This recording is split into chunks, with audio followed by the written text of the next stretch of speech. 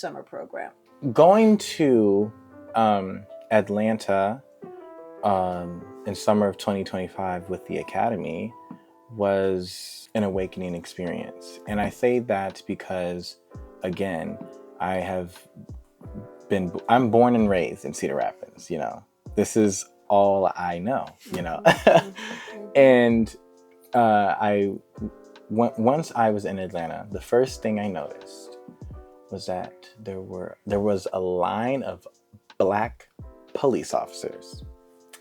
And to myself, I said, so why are there that many Black police officers? Why did they think to become police officers? But being in that area, I realized that the police officers were not attacking the people. They weren't looking for an issue. They were uplifting the community. They were there in support of the community. And that was something that I was able to be reflective upon. And also touring HBCUs. I mean, the Academy has offered that. I would have never known of Morehouse, Clark Atlanta University, and etc. if it wasn't for the Academy. And while touring Morehouse, I actually got the pleasure to meet some alumni as well as students, and I noticed how strong the sense of brotherhood was there, but it was very life-changing to be able to see that, and I wouldn't have been able to see that. I also got to tour Tuskegee, which is in Alabama, and you also can, if you look into what that area has been through, Tuskegee, you would know that that is a very impoverished area, and the college or the university is keeping the town running or in business or etc. Alive, exactly. And I would have never been able to experience that and see what it was like being in an area like that. I mean, although there were little resources in that small area, there was great community there. There were human beings who had pride in who they are and what they've been around and what they know. And so, as far as the expectation that I have succeeded to, that I humbly will not answer that and cannot answer that because I am still growing as an individual. But I would leave that to individuals that an individual that has experienced me as a student and who I am in general. Dr. White. So I have a question for you. So, did you feel exhilarated? You're coming from Iowa, you're going into all of this Blackness because that's exactly what it is: culture, rich food, rich artwork, etc., and so forth. So, upon your return, so I'd like to know if it exhilarated you. And upon your return, did you look at this community through a different set of lenses, which is helping you make the choice of possibly where you're going to attend school, and then how having that trip this summer or last summer, how did it, when you went back in the school system, how did that affect you? Well, consulting with the fact that I am a senior in high school, as a rising senior at the time, I was able to compare what I have and what I don't have, what I'm grateful for and what I'm not grateful for, what I want and what I do want, what do I want to settle for, essentially. And I was simply able to answer that by reflecting upon my experience while in Atlanta. And I certainly can say when I came back, I was like, where's the community? Where's the people? Why isn't anyone out here supporting, uplifting? Why is everything so performative when people want to do something? And why is it that people struggle to want to do good for the people? Yeah. And so I knew that I wanted to be surrounded by individuals that would do that. And that is why I have chosen to attend a HBCU and apply to um, mostly HBCUs. And I would have never had that experience if it wasn't for the academy. So my mind was completely made up after coming back and being reflective of everything. It's interesting that you um, refer to noticing black policemen when you first got to Atlanta, because way back in the day when we first started traveling with young people, we go to Atlanta most often because I have family there. Well, I mean, it's helpful. Mm-hmm. When what can we see that's not in on Yeah, Google, yeah. that kind of thing. Uh, that what the student said is, I was Miss White then, I was not Dr. White. Miss White, look, there's black policemen. Literally, they said, look, there are black policemen. And they said, look, there's somebody black at the hotel. Mm-hmm. Because those are not experiences that they saw in the same way. I mean, and this is like a double-edged sword. I mean, you're seeing the same thing, but why are you seeing the same thing? Yeah. 35 years later. Um, th- that's what stood out to them.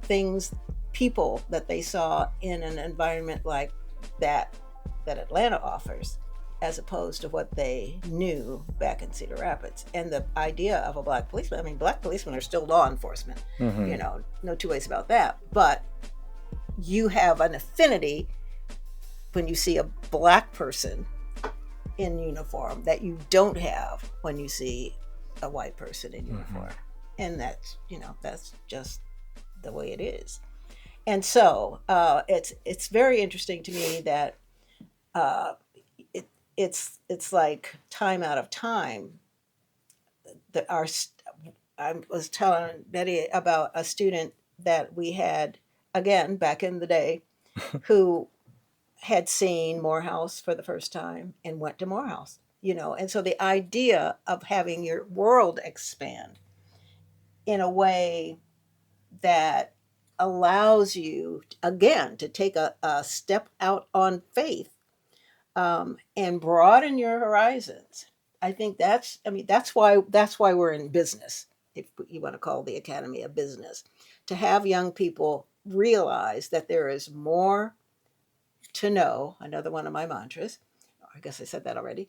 That there is more to know, that there's more to life, that there are more things to see and experience than just being in Cedar Rapids.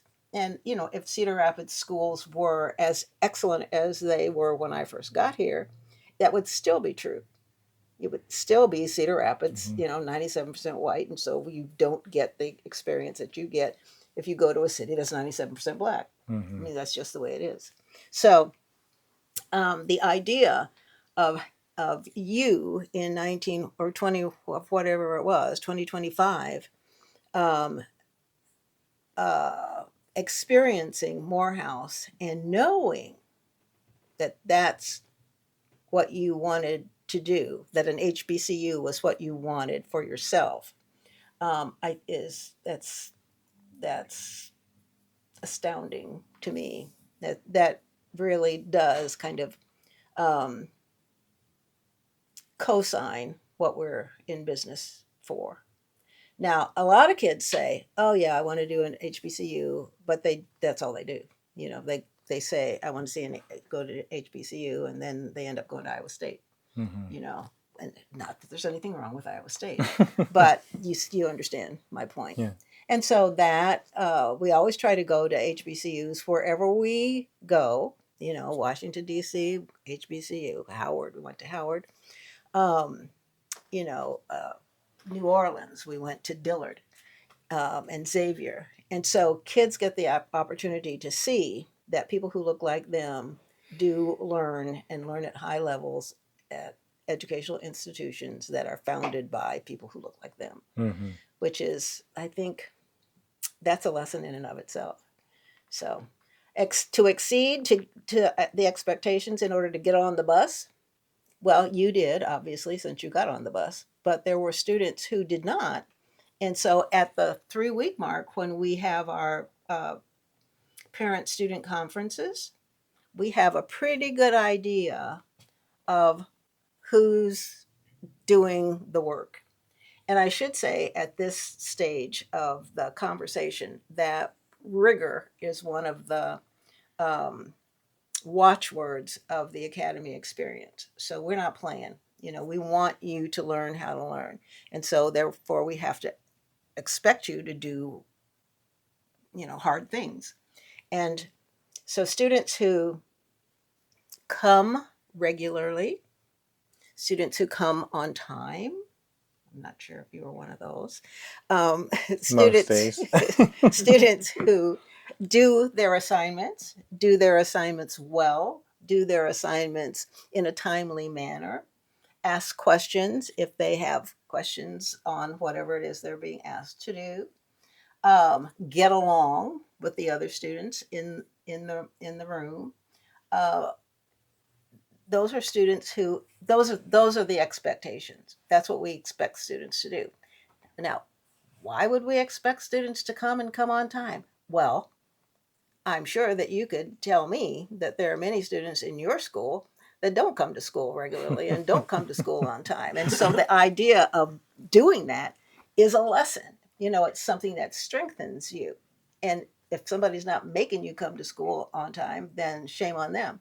But we do. And then we also, like I said, have that what I call midterm or halftime um, conversation with parents and say, okay, this kid is doing well in this area. This kid is not doing well in this area. How are you as the parent supporting this young person? And this is what we have coming up. And if he is on task, then this is where we're going to go. And if he's not on task, then we'll have to ask him to wait until the next summer. So that's what we do. And those are the kinds of things those, I guess, those are expectations. To me, they're basic. To me, they shouldn't even be specified, Mm-hmm. but they are, and they do need to be specified. And so that's what we want students to understand. And we tell students and parents that at the parent orientation, which we have before class even starts. We tell students that again when we first start with class, and we tell parents and students that again at the parent student conference. And then by the time of we're at the closing ceremony, it's a done deal. So either you're getting on the bus or you're not. So lucky you.